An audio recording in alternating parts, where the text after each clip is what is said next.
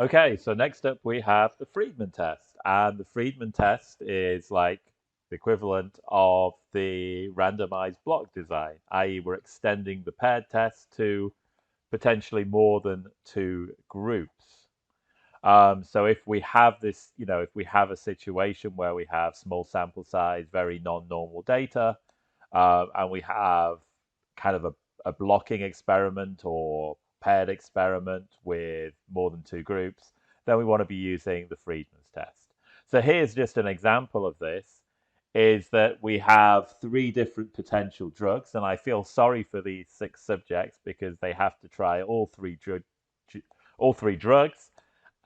and as this is kind of equivalent to a randomized block design with the subjects as blocks, the kind of when they take the drugs will be actually randomized. So each of the and again we're dealing within the subjects. For each of these subjects, they have a response time for the drug. So subject 1 has the lowest response time for drug A. This will be rank 1. The second for drug B, rank 2, and the highest for drug C, which is rank 3. Conversely, like subject 4 has the lowest for drug B, rank 1, then the next biggest for drug A, rank 2, and drug C, rank 3. Note that we also have a formula for the Friedman's test. It's very similar to the Kruskal-Wallis. A few big differences. The N here, I kind of got this from the book, but the N here is the actual number of subjects or the number of blocks. So here in this example, with our subjects, that would actually be 6 subjects. And in this case, we would have 3 different drugs. So K is going to be 3. And then we kind of do the rank sums for each of the 3 groups, the squared rank sums for each of the 3 groups. Then we subtract 3 times n by k plus 1. So let's just see how it looks in Excel. We have each of these ranks. Remember, this is all within the subjects, rank 1, 2, and 3, rank 1, 2, and 3. We're not calculating the ranks across all of the items.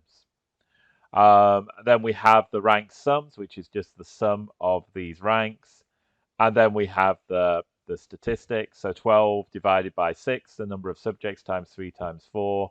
Then times each of these rank sums squared, and then minus the n times 3 times 4, which is n times k plus 1. Okay, so let's just go and have a look at the hypothesis here, and we'll annotate this. So we have, as with the difference between in ANOVA, the completely randomized design and the randomized block design, we don't change the hypotheses. So the distributions, the K treatments are identical. At least 2 of the probability distributions differ in location.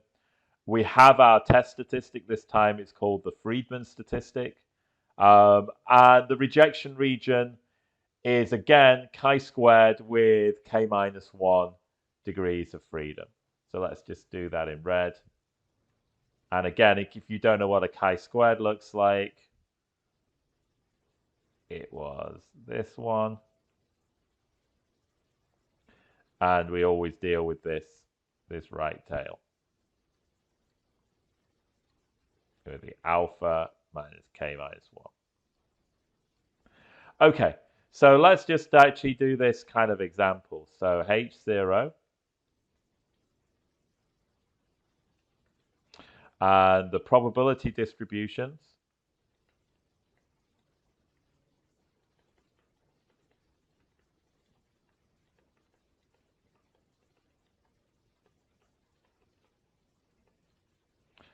for the K drugs are identical. And HA, the probability distributions for at least 2 drugs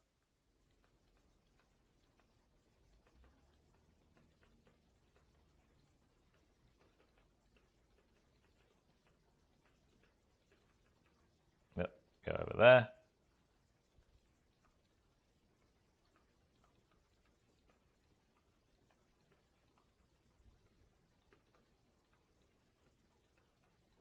differ in location.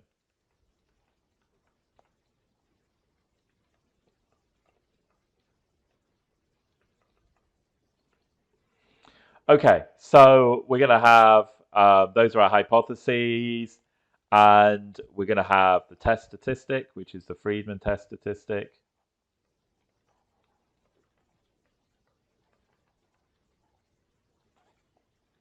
So it's just going to be Freidman equals 12. And then because it's only one n, as it's only the number of subjects, I'd prefer a small n for this. It doesn't really matter. Then sigma, in this case, there'll be 3 ranked sums. And I'll just put this all in a bracket. Minus 3n k plus 1. Okay. So that's the statistic. And just to point out, yeah, I probably, this is not actually k, this is actually always 3. So the rejection region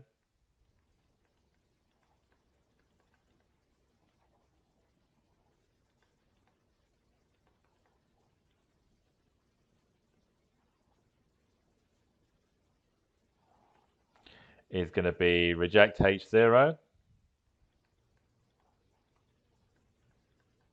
if Freidman is greater than chi-squared. And again, let's just be boring and set alpha equals 0.05.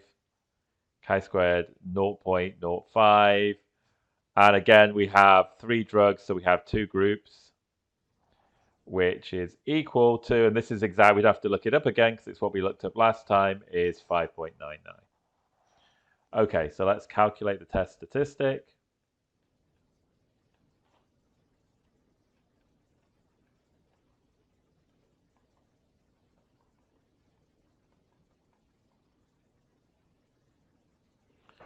And we have FR equals 12 all over n, so that's going to be 6 times 3. Put a little times there. 6 times 3 times 4. And then we've got this sum here, which is basically the sum of the squared ranks. So let's go back to my Excel. And we have 7, 12, and 17. So this would be 7 squared plus 12 squared plus 17 squared. And then subtract. And again, sorry, when I did the original one, as I said this was k, it's not. It's just always 3 times n, which is 6, times k plus 1 is 4. And altogether, again, let's make reference to Excel. This is going to be 8.3333333333. So basically 8 1/3. I'll just do it to 3 significant figures. And my conclusion,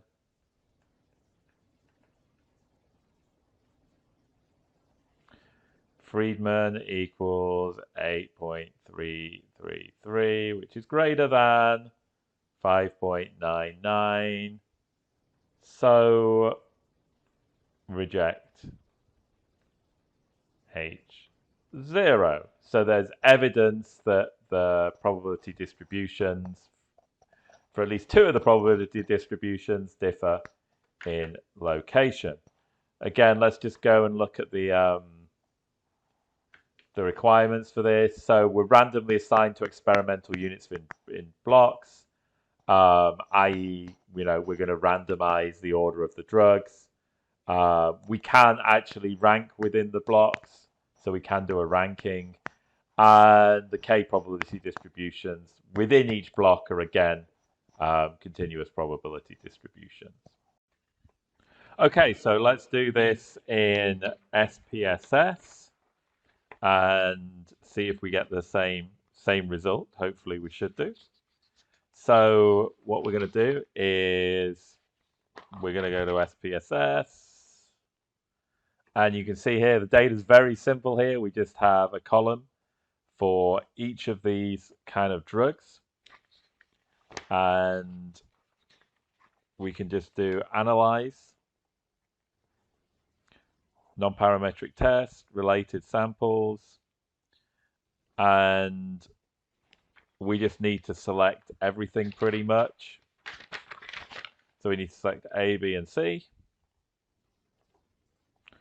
Settings, customize tests, and Freidman's two-way ANOVA by ranks. And again, we do have the paired comparisons in case we find something overall significant. Okay, so let's click run.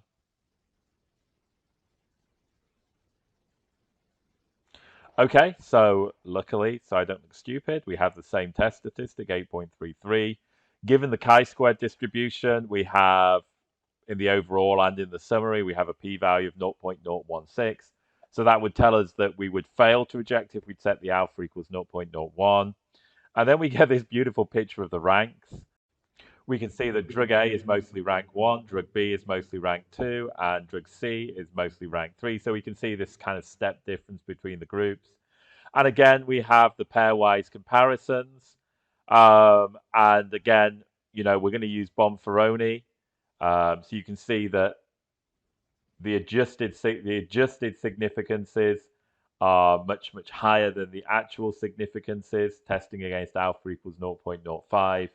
But we can see if alpha equals 0.05, the difference between drug A and drug C is significant. The difference between A and B is not significant, and B and C is not significant. So between the ones with the lowest ranks and the highest ranks is overall significant. Okay, so that was our final test, which was our kind of Freidman's ANOVA for block designs. So I just had a little summary slide. You know, if the data violate the assumptions of parametric tests, usually small samples with non-normal data, we can use a non-parametric test. We did the median test, which had a single group against a hypothesized median value. We had the Wilcoxon rank sum or Mann-Whitney, which compares basically two independent groups. So it's a non-parametric equivalent of the independent samples t-test.